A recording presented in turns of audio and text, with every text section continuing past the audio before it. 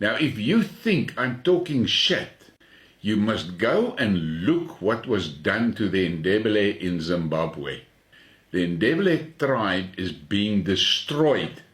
And one of the weapons used is exactly this, making babies with the Ndebele woman.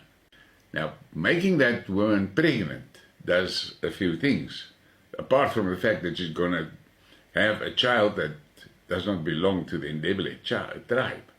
The big thing is this, that woman's future is fucked. She cannot further her education.